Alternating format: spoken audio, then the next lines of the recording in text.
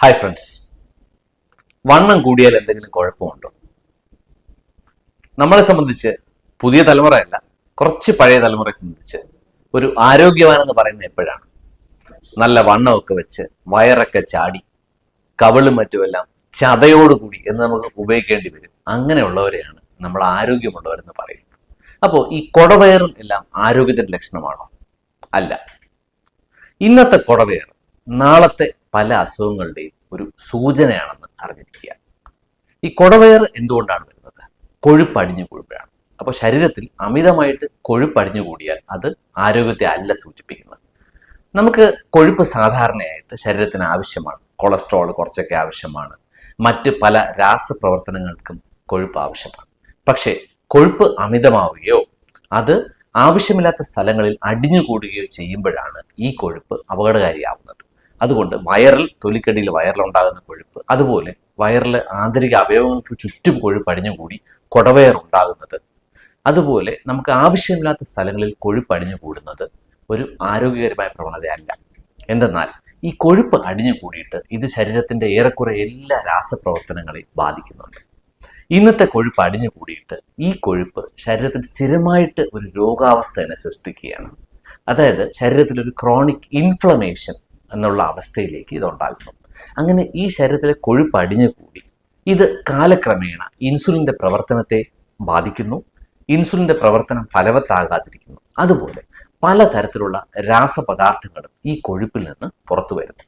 അത് ശരീരത്തിലെ നമ്മുടെ പ്രോട്ടീൻ്റെ മെറ്റബോളിസത്തെ ആയാലും കൊഴുപ്പിൻ്റെ മെറ്റബോളിസം എല്ലാം ബാധിക്കുന്നു. ഈ കൊഴുപ്പ് അടിഞ്ഞു കൂടിയിട്ട് ഫാറ്റി ലിവർ ഉണ്ടാകുന്നു. ഫാറ്റി ലിവറാണ് പലപ്പോഴും മറ്റ് പല രോഗങ്ങളും ഉണ്ടാക്കുന്നത്.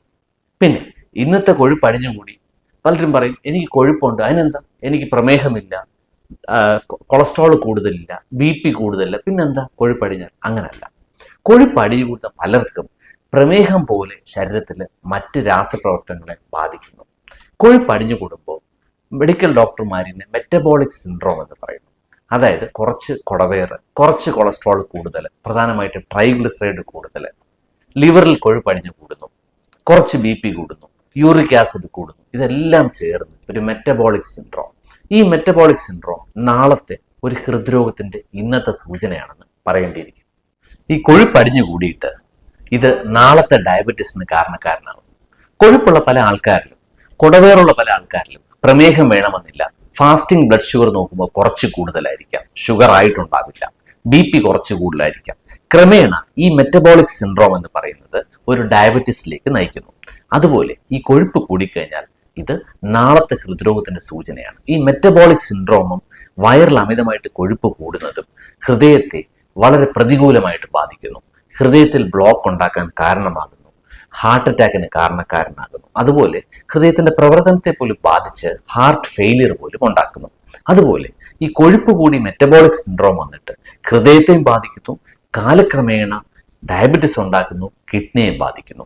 അതായത് ഈ കൊഴുപ്പ് കൂടിക്കഴിഞ്ഞാൽ ശരീരത്തിലെ എല്ലാതരം രാസപ്രവർത്തനങ്ങളെ ബാധിച്ച് ഹൃദ്രോഗമുള്ളവനാക്കി മാറ്റുന്നു, കാലക്രമേണ വൃക്കരോഗിയായി മാറ്റുന്നു, കാലക്രമേണ പ്രമേഹമുണ്ടാകുന്നു, രക്താതിസമ്മർദ്ദം ഉണ്ടാകുന്നു, എന്തിന് സ്ട്രോക്ക് അഥവാ പക്ഷാഘാതം വരെ ഉണ്ടാകും.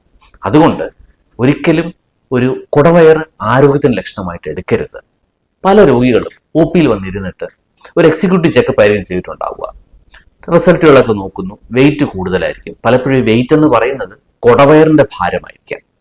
പ്രമേഹം ഉണ്ടാകണമെന്നില്ല, രക്തസമ്മർദ്ദം നോർമൽ ആയിരിക്കാം, കൊളസ്ട്രോൾ കുറച്ച് കൂടുതൽ, യൂറിക് ആസിഡ് ചിലപ്പോൾ നോർമൽ അല്ലെ കുറച്ച് കൂടുതൽ. മറ്റ് രോഗങ്ങളൊന്നും നമുക്ക് പ്രത്യക്ഷമായിട്ട് മറ്റു രോഗങ്ങളൊന്നും ഇല്ല.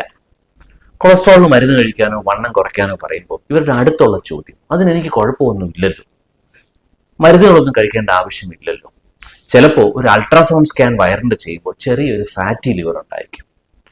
കൊളസ്ട്രോൾ മരുന്ന് കഴിക്കുമെന്ന് പറഞ്ഞാൽ പലപ്പോഴും ഉത്തരം എന്തായിരിക്കും? ഇല്ല, ഞാൻ എല്ലാം നിയന്ത്രിച്ചുകൊള്ളാം. ഈ നിയന്ത്രണം പലപ്പോഴും ഫലവത്താകാറില്ല. അങ്ങനെ ഈ അമിതവണ്ണം നിന്നിട്ട് കൊടവേറ് കൂടിക്കൂടി കരൾ രോഗത്തിലേക്ക് നയിക്കുന്നു, ഹൃദ്രോഗം ഉണ്ടാക്കുന്നു. അതുകൊണ്ട് കൊടവേറുള്ള ആൾക്കാർ സൂക്ഷിക്കുക. ഇന്ന് ഒരാൾ ആരോഗ്യവാനായിട്ട് തോന്നുകയാണെന്നിരിക്കട്ടെ, പക്ഷേ അയാൾക്ക് കൊടവേറോ വയറിനുള്ളിൽ അമിതമായിട്ട് കൊഴുപ്പോ ഉണ്ടെങ്കിൽ നാളെ ഹൃദ്രോഗം, പ്രമേഹ രോഗം, ഈവൻ കിഡ്നിയുടെ രോഗം വരെ ഉണ്ടാക്കും. അതുകൊണ്ട് തീർച്ചയായിട്ടും കൊഴുപ്പ് കുറയ്ക്കാൻ ശ്രദ്ധിക്കണം. ശരീരത്തിൽ ആവശ്യത്തിലധികമുള്ള അനാവശ്യമായിട്ടുള്ള കൊഴുപ്പ് ഒരു ആരോഗ്യകരമായ പ്രവണതയല്ല. ഇന്ത്യക്കാരിലും അതുപോലെ ഏഷ്യയിൽ ഉള്ള ആൾക്കാർക്കും അല്ലെങ്കിൽ ഏഷ്യൻ പാരമ്പര്യമുള്ള ആൾക്കാർക്കും ഈ കുടവയറും മെറ്റബോളിക് സിൻഡ്രോമിനുള്ള സാധ്യത കൂടുതലാണ്. ഇതുകൊണ്ടാണ് നമ്മളിൽ ഹൃദ്രോഗം പലപ്പോഴും കൂടുതലായിട്ട് കണ്ടുവരുന്നത്. അതുകൊണ്ട് തീർച്ചയായിട്ടും കുടവയർ കുറയ്ക്കുക നാളത്തെ ഹൃദ്രോഗം ഇന്നേ തന്നെ നമുക്ക് പ്രിവെന്റ് ചെയ്യാൻ സാധിക്കും. Thank you.